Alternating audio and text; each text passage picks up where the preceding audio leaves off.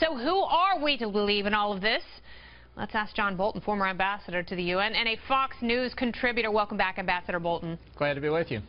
So you have spoken in very tough terms about Russia. Where do you stand on all of this? Do you think that Russia, quote-unquote, hacked the election? What effect did that have?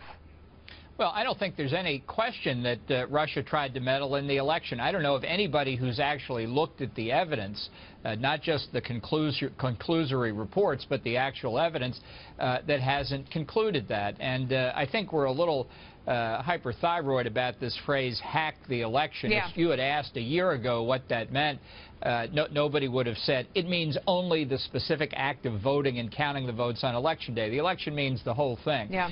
What's objectionable about this is that any effort, frankly, by any foreign government to affect our election is an attack on the constitutional system. All right, so what do we do now? Rex Tillerson says that he is opposed to sanctions in Russia. He is going to be grilled in the confirmation process to become Secretary of State. What do you do about this going forward? Well, I think you have to see this particular Russian interference as the last in a long series of Russian cyber activities meddling in the United States more broadly. Same is true of China.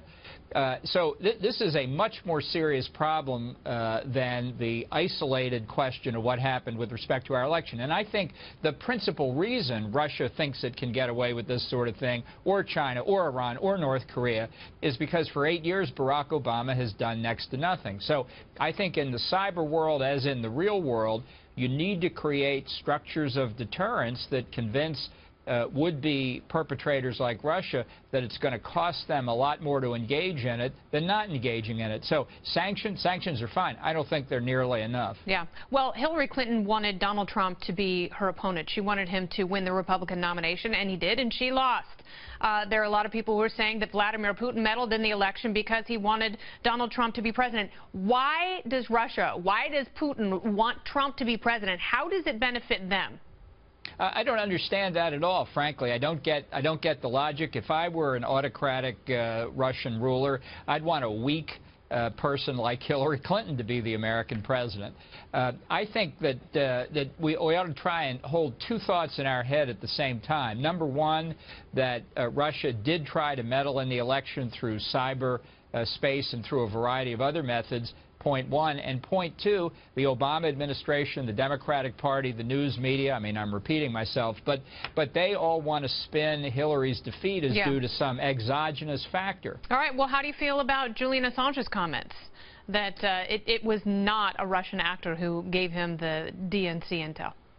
Look, if Julian Assange is not a paid Russian agent, I don't know how you make up one who looks like it. The guy is a thief. That's his business. And the notion that he would say anything publicly that was truthful about his actual sources, I think is just dead wrong. I don't, he said his source wasn't Russia. Well, maybe his source wasn't Russia, but what was his source's source? And what was his source's source?